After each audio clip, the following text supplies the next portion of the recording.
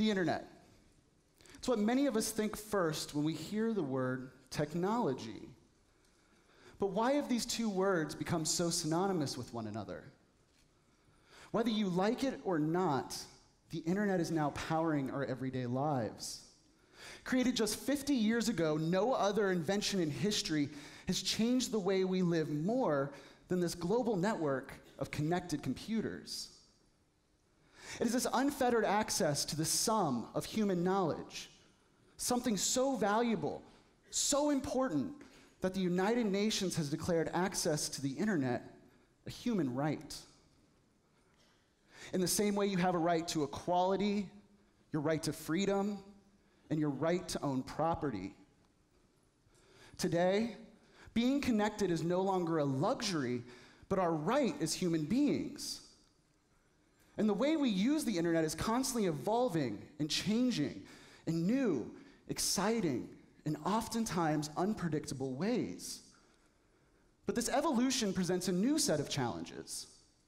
How is this data being used? And do you, the user, feel like your life and your data are becoming over-compartmentalized?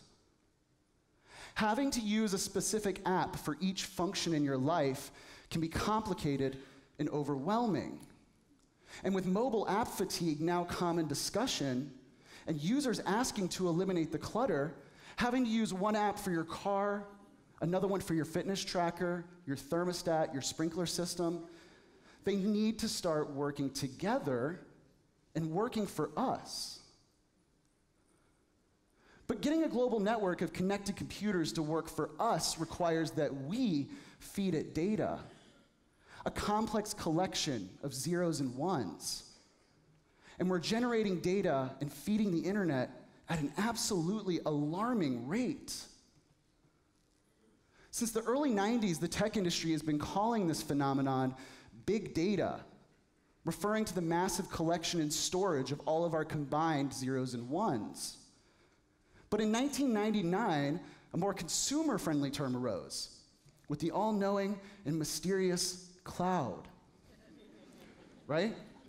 It's a global network of connected data warehouses where photos of your child's birthday may be stored next to photos of Kim Kardashian, or worse, Kim Kardashian's big naked ass.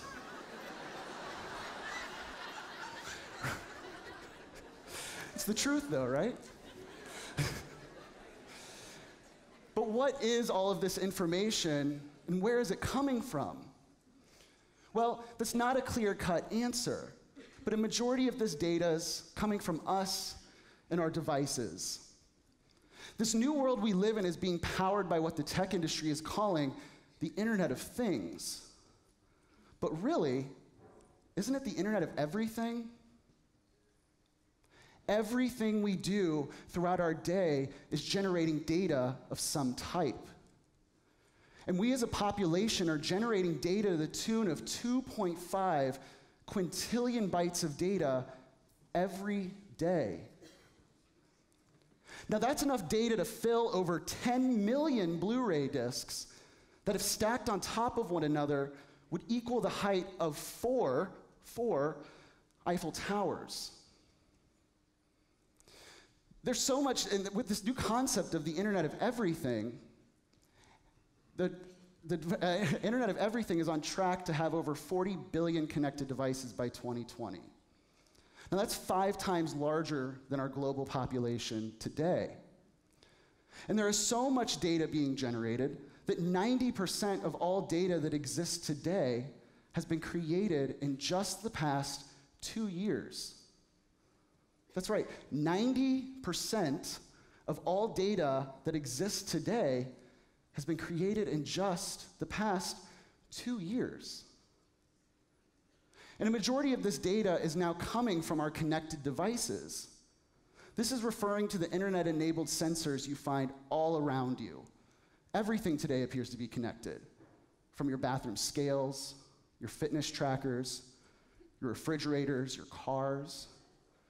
Even entire cities, electrical grids, and advanced smart manufacturing have all taken part in this connected revolution.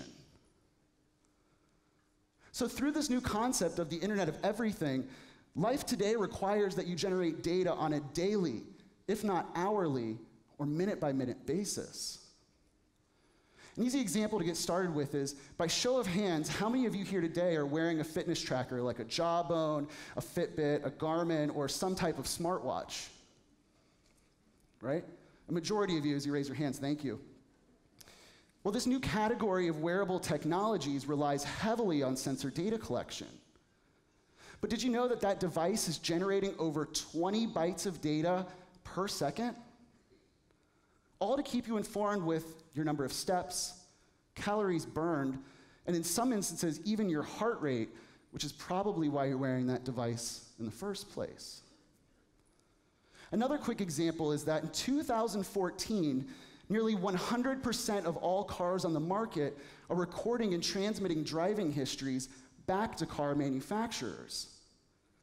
And in some instances, they're recording and transmitting up to 25 gigabytes per hour per car.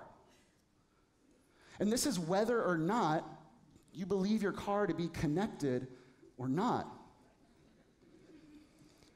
They're collecting all kinds of information, from the number of times you use that automatic window switch, number of times your windshield wipers rotate, even the number of times you press that preset button on your car radio. And they're using this information to predict failure rates, facilitate recalls, and improve quality and features in new models.